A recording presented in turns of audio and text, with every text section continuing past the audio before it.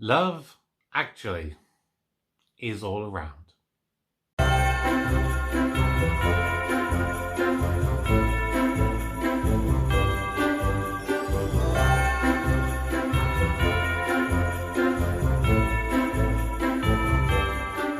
Hello everybody, welcome back to the channel. My name is Kevin, I'm a geek.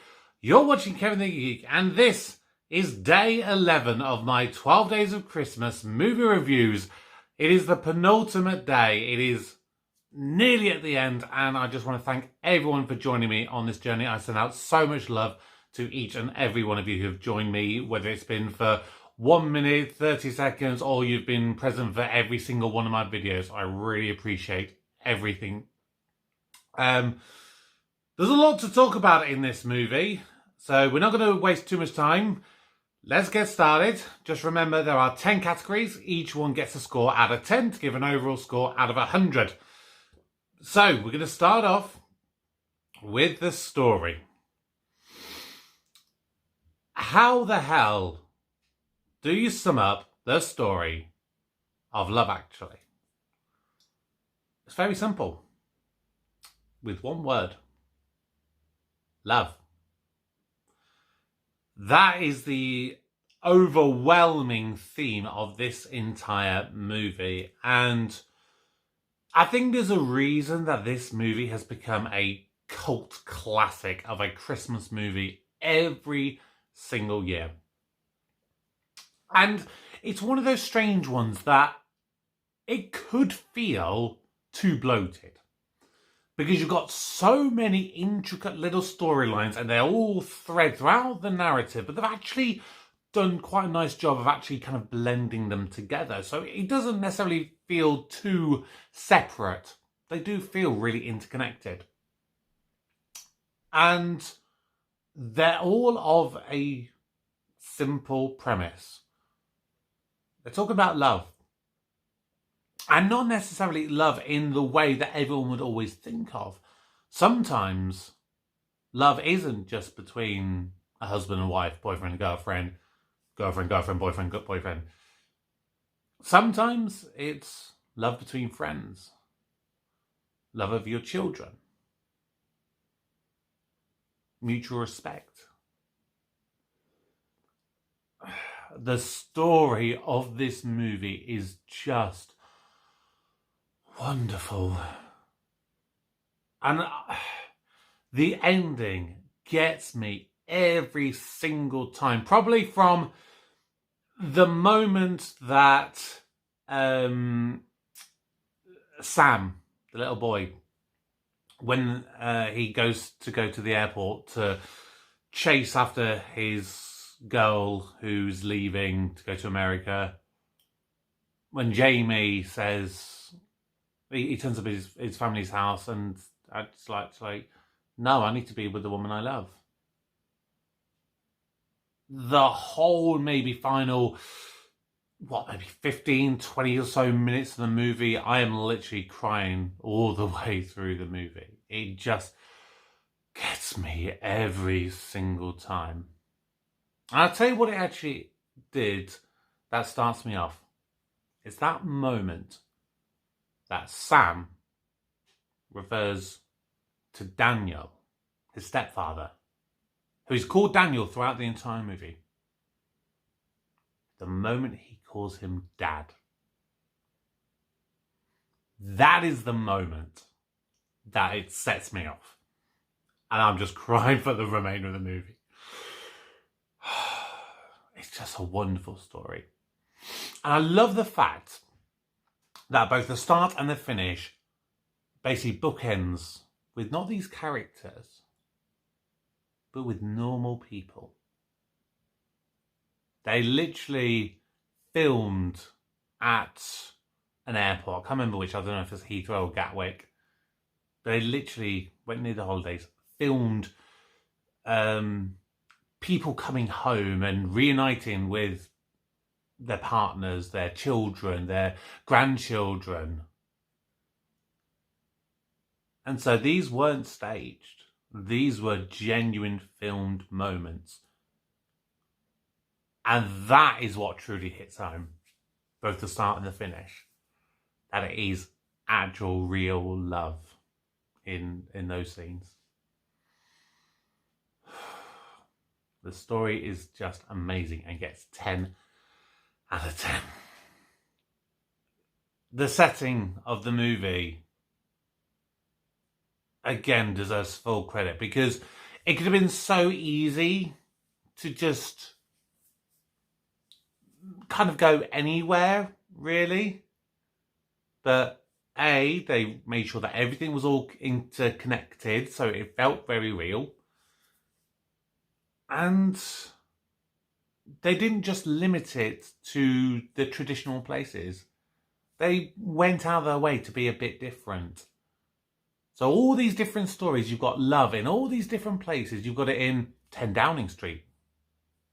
You've got it in America when Colin goes over there. Maybe his is more lust than love.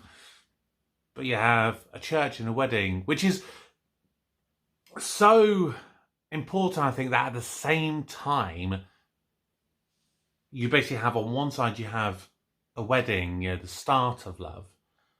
And then at the exact same moment, there's a funeral going on.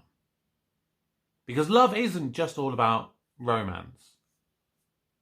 And when it's blossoming, sometimes love will end, and sometimes it will end earlier than it should. And so the fact that you have a wedding and a funeral happening at the exact same moment, that's really real.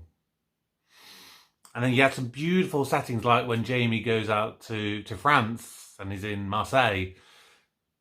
That's a gorgeous little setting. And I can understand as a writer why you'd maybe want to go out and write by a lake. So every setting was just so intricately selected and very carefully done. Another 10 out of 10. The music in this film is just phenomenal. Absolutely phenomenal.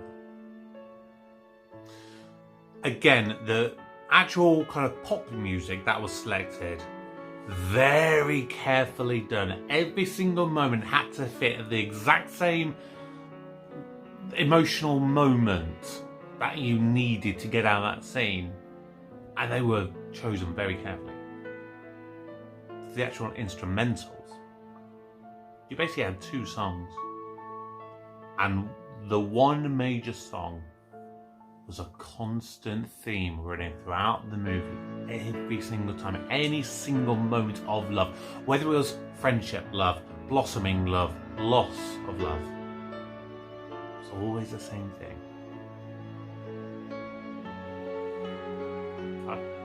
It gets me every time I hear it. Music is another 10 out of 10.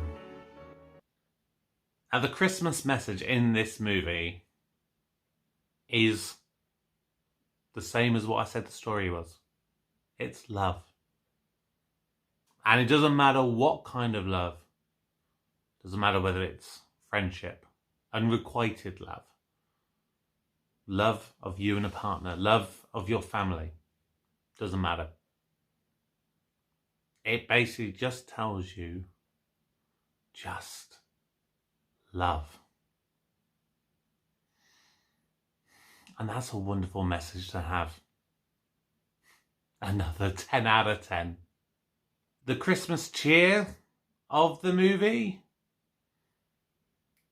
maybe that wasn't quite as cheery and festive, because a lot of it, as I said, was so much about love. But I did feel very festive throughout the entire movie. You know, there's so much nods to Christmas and happiness and joy and love with your family. So there was a lot of Christmas cheer. But I feel that the main focus of the movie was more on love than, Christmas. Even though it's set all around Christmas and the build up to Christmas. So not quite 4 marks on this occasion. 8 marks out of 10. Now, This is where it could be a little bit of a long bit when we talk about the next two categories, main characters and supporting characters. So we start with the main characters, and in this one, I have to break it down into basically 6 couples or storylines, really. So the first one to talk about is Harry and Karen, played by Alan Rickman and Emma Thompson. And then you can kind of throw Harry's, secretary into the mix, Mia, because she kind of comes into this. I think the dynamic between those two was wonderful, between Harry and with Karen.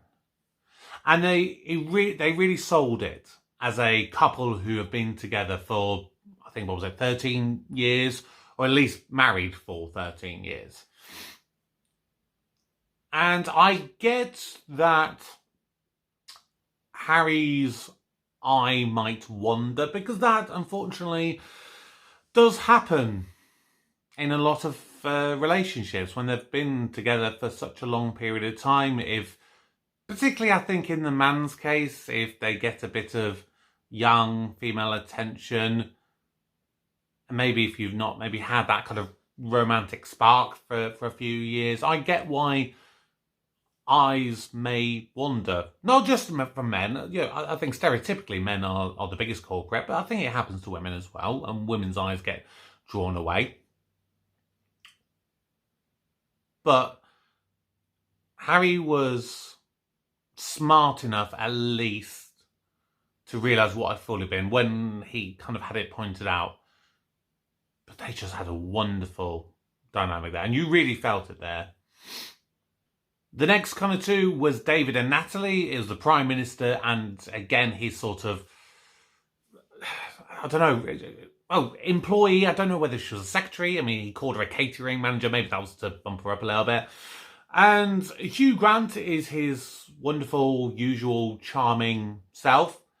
Would I buy Natalie, Marty McCutcheon, and their relationship? Maybe, I don't know.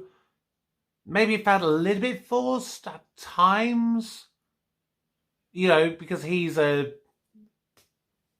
he's...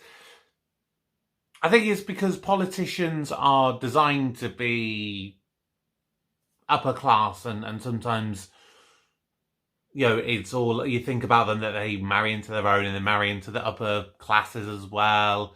And so you think maybe would he kind of go down beneath him? But I think with the fact that his sister is Karen, who's of course the Emma Thompson, I think they've done just enough to kind of suggest that he's maybe been more someone who's kind of worked his way up and was maybe a lower class one, but through hard work and determination, he's got to where he is. And so maybe he would be a bit more open to a, for lack of a better word, a commoner, So they were a good dynamic between the pair of them.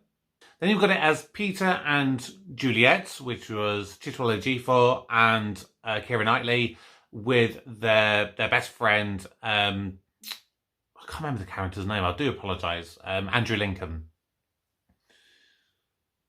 That one was a very different story, because you've got Peter and Juliet, a very happily,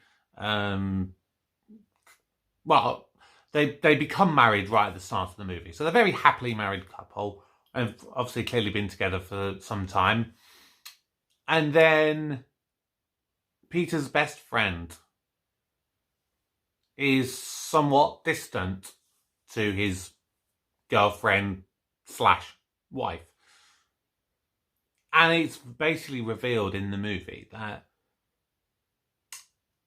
it's because he's, I don't know whether in love or just got a bit of crush on Juliet. And I buy everything. I mean, Chiwetel Ejiofor didn't really do a lot for his role. He was just kind of there in passing. But I really do get the position that Andrew Lincoln's character finds himself in, because that must be absolute turmoil for him. His best friend of clearly many, many years is married to or getting married to a woman that he's at least got very strong feelings for. And on one hand, he's happy for his best friend, but also saddened the fact that he can't be with this woman. And I buy that. I really do buy that. And that's a kind of subject I don't think gets talked about nearly enough as it maybe should do. Because I think that love like that is a truly wonderful thing. You and your best friend. I've got a best friend who we've been best friends for, over half of my life. And I can't imagine being in love with his girlfriend. That would eat me up inside if I ever felt that. It would be a horrible thing. And I would probably end up being something like that. I'd have to be almost distant to, make sure that I don't, impact on them. Because I don't want to impact on their relationship. Their relationship is good and what they've got is wonderful and they deserve to be happy. But I don't want to get in the way of that. So I really get what they were going for with those. Then you've got Billy Mack and his manager Joe. Billy Mack, played by Bill Nighy, who's a kind of former rock star, trying to make a bit of a comeback. His character wasn't the nicest, Billy Mack. There's a lot of swearing and stuff, and a little bit of a jokey character, but he came through in the end. Again, showing that love is not all about a husband and wife, boyfriend, girlfriend, whatever. Sometimes it can be someone that you spend so much time with, and it doesn't have to be romantic love. It can be friendship love. And that really hit home. That was a really lovely scene there between them two. Then you've got Daniel and his stepson, Sam.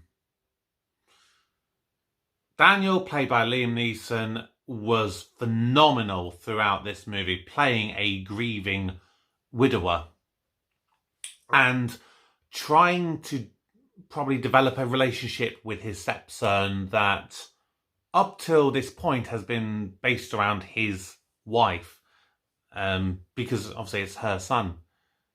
And them trying to make that relationship work together is just wonderful. And I like that they didn't just play it off that he's all sullen and he doesn't want to talk to him so much because he's not his real dad or anything like that. He does speak to him and they're very respectful to each other.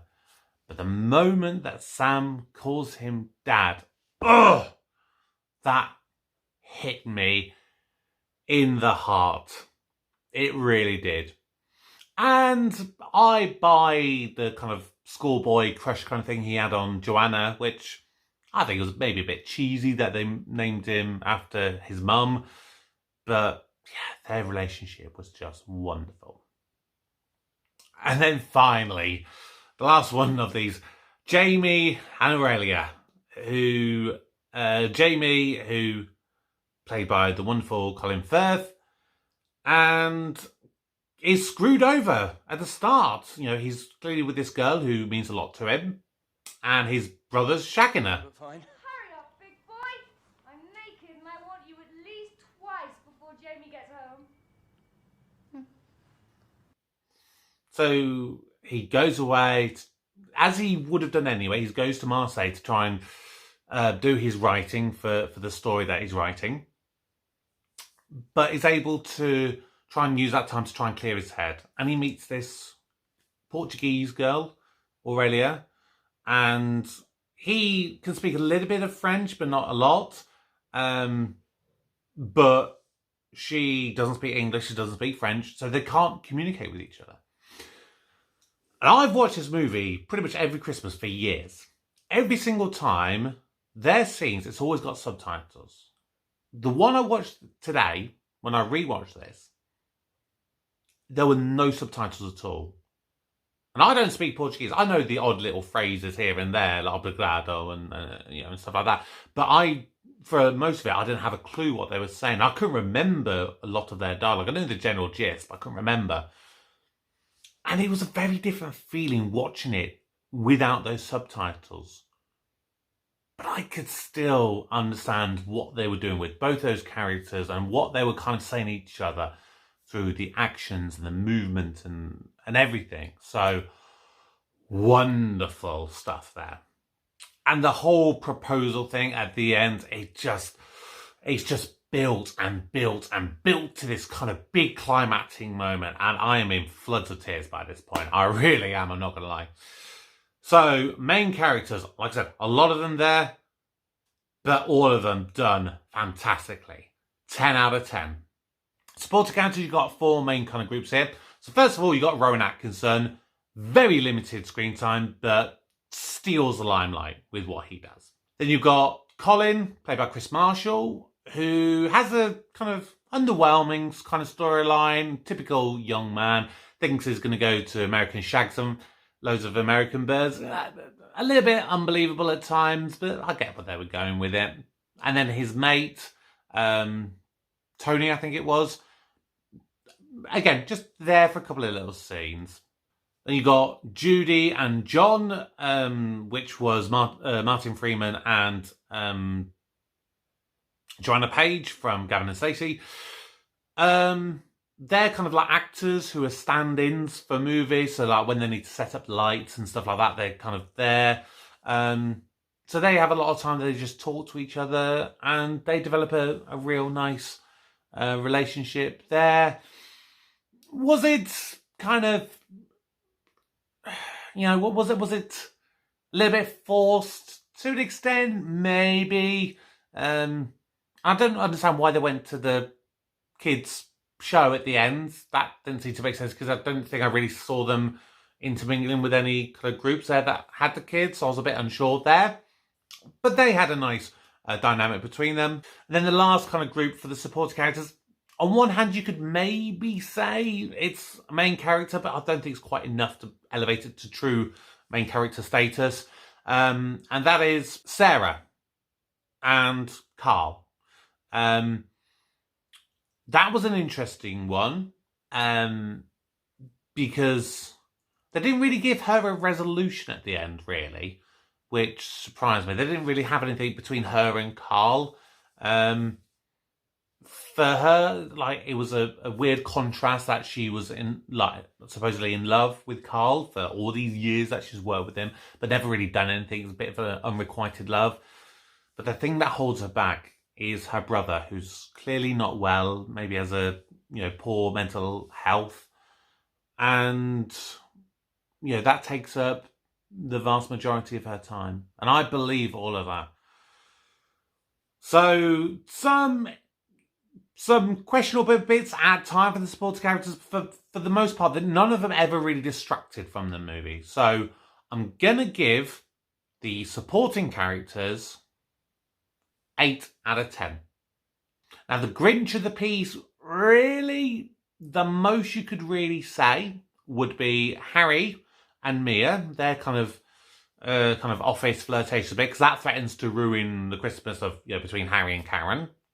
And maybe Michael, the brother of Sarah, because they're obviously having their impact and actually ruining not just Christmas, but part of their lives and the love that they have as well. So, yeah, they were good, strong elements for what they needed to do with those. And I do buy them.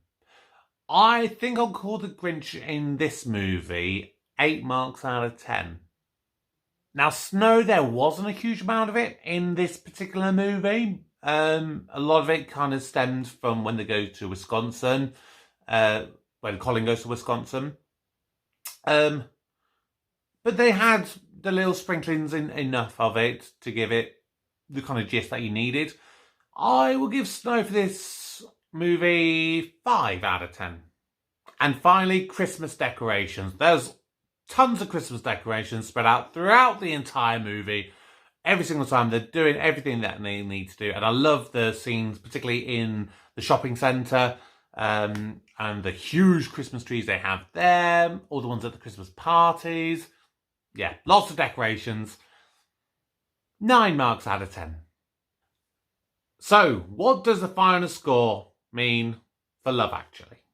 Well, Love Actually has scored 88 marks out of 100, which means that it is an A+ movie.